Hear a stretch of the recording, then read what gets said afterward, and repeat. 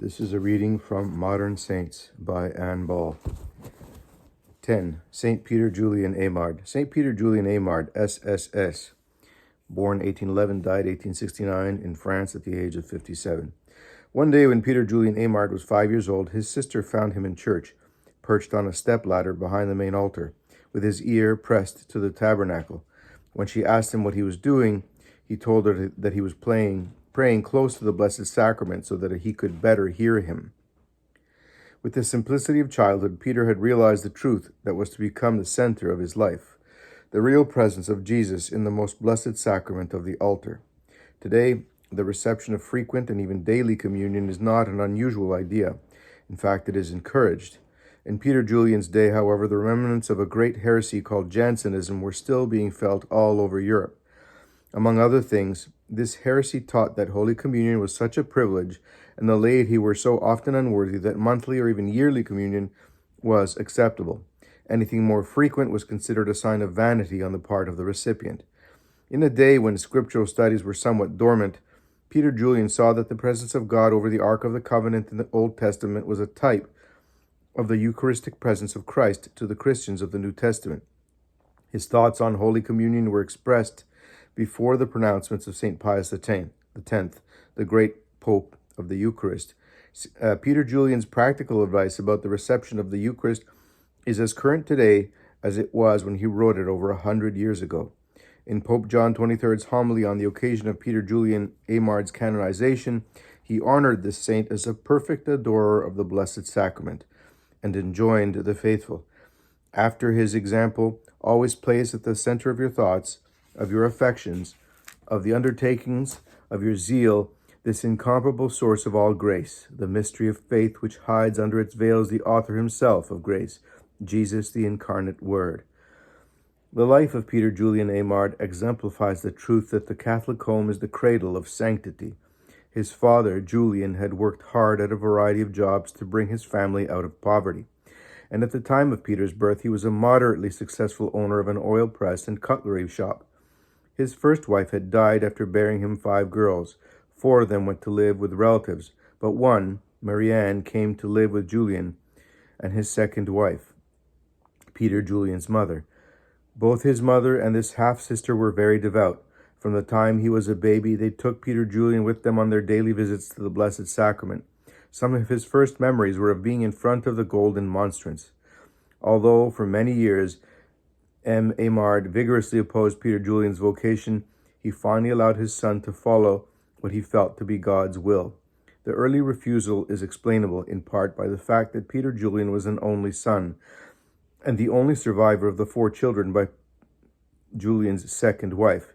His opposition cannot be taken as an indication that he was not a good Catholic, and before his death he completely changed his views and no longer offered any opposition. Although Peter Julian as a child was what would be referred to today as a good boy, he was certainly not the plaster saint type of person who is rarely believable. He lived the life of a normal boy. Though not proficient at games, he still enjoyed playing with his friends. In spite of a frail constitution, he particularly liked playing in the snow. He was sometimes disobedient, often curious, and on one occasion, his vanity led him into trouble.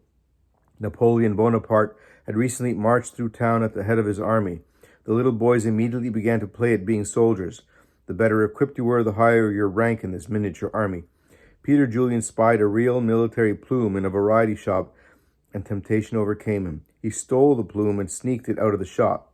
Before he had gotten very far, however, and before the plume was even missed, remorse overcame him. He sneaked back into the shop, replaced the plume, and ran away as fast as his small feet would carry him. He remembered this incident with sadness all his life, and even made reference to it a few days before his death. Peter once heard a visiting Carmelite mention in conversation that friends never pass one another without speaking. At this point, Peter realized how unfriendly it must be to pass the Eucharist without visiting and speaking with Christ. His practical reaction to religious indifference was simple and logical. Jesus is there. Everybody, go to him. Peter Julian longed to make his first communion. He already felt the stirrings of his vocation, for he asked Marianne to go to communion for him to ask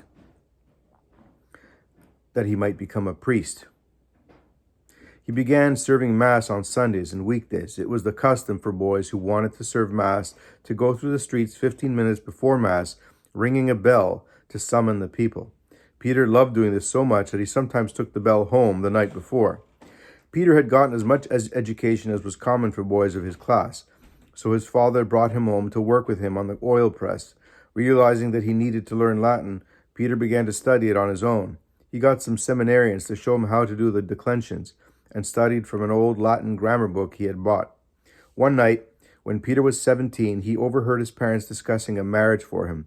Entering the room, he told them that his decision to become a priest was final, and that nothing could change his mind. His father recognized defeat and allowed Peter the freedom to resume his studies. He refused, however, to assist him financially. Hearing of a priest at Grenoble who was willing to teach Latin in exchange for help at the rectory, Peter left for the position, hopeful that at last he would be able to learn the necessary language. When he arrived, he found that the priest was chaplain to a lunatic asylum next door to the rectory. The people in this bedlam, as such institutions were then called, were mainly of the lowest classes. Many were there with social diseases which had affected their minds. The priest was not good about fulfilling his promise to teach, and Peter Julian was expected to do a great deal of work. He was often left alone with the patients with no thought of the dangers to which he was exposed. At the end of the first quarter, in a chance conversation with the director of the asylum, the man casually mentioned that it was sad for Peter to be left without a mother. No one had even told the young man of her death. Although he hurried home, he was too late for the funeral. His father's tears kept him at home for a brief time. Later, the saint was to remember, "In my mother's death, my father found a new weapon against my vocation."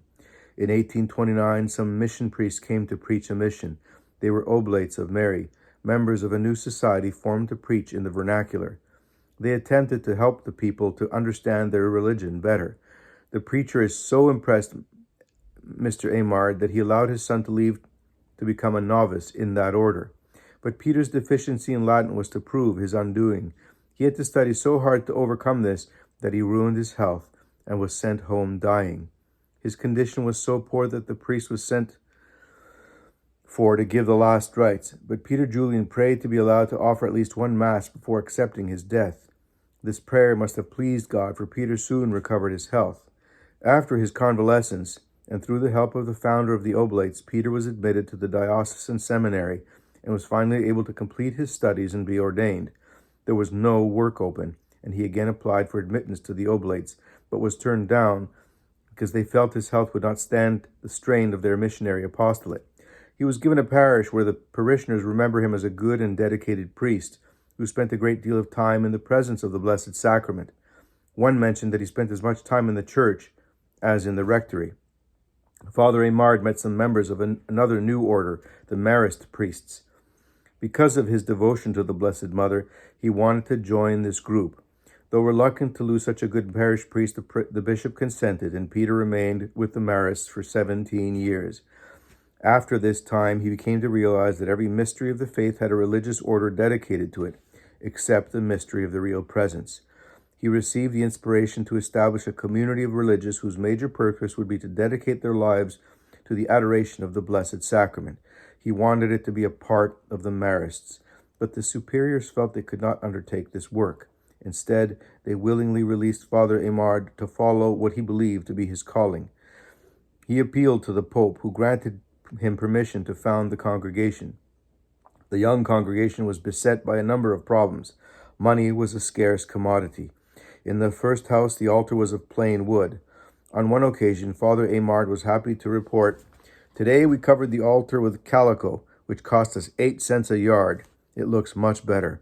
He always wanted his altars to be beautiful thrones for the king.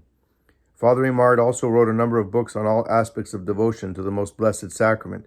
As Cardinal Gibbons has stated, Peter Julian Aymard looked at the world only through the divine prism of the mystery of the Eucharist. At first, there was a lack of vocations. Some of the young men who came decided to leave. The foundation met opposition from anti-clerical civil authorities and from the religious authorities. In spite of these difficulties, Father Aymard retained a simple trust that since God wanted the work, it would be done. At last, he received the important approval from Rome, and the young community began to flourish.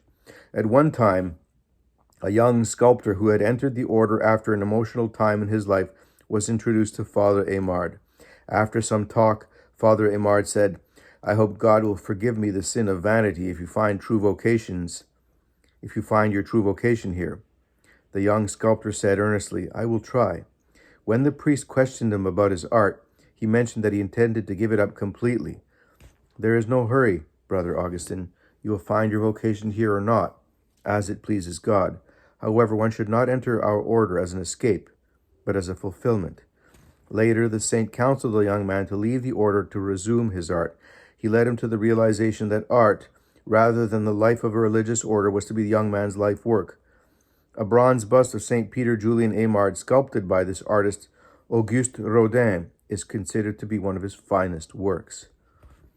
In addition to the Congregation of Male Religious, Father Aymard also began the People's Eucharistic League for the Laity, an order of contemplative nuns, and the Priests' Eucharistic League for parish priests. When Miss Marguerite Guillot consulted the Curé of Ars concerning Father Aymard's plan to appoint her as the first superior of the new Society for Women, he advised her to place herself in his care without reservation.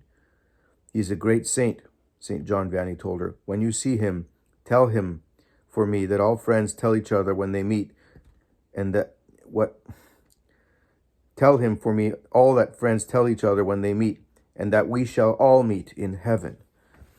Worn out by fatigue and penance, Father Aymard left Paris in July of 1868 for a rest at Lamure to recover his strength.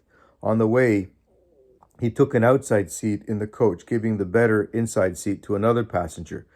The intense heat of the broiling sun brought on a paralytic stroke.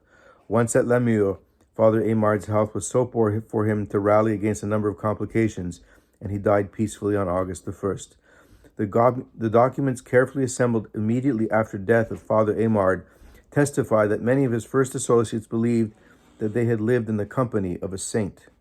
War broke out in 1870, and in 1880 the congregation was expelled from France. The members fled to Belgium for refuge. Few thought the order would survive, but within a few years a new house was opened in Rome, and the members of the order continued to carry out the mission of their saintly founder. The inquiry into the virtue of Peter Julian Aymard was begun in 1899.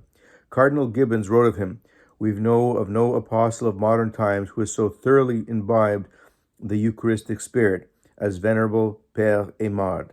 Peter Julian Aymard was beatified in 1925 and canonized on December 9th, 1962.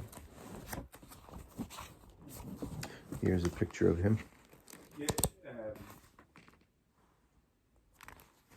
And the caption says, "St. Peter Julian Aymard, founder of the Blessed Sacrament Fathers, was a close friend to the Curé of Ars, who said of him, 'He is a great saint.'"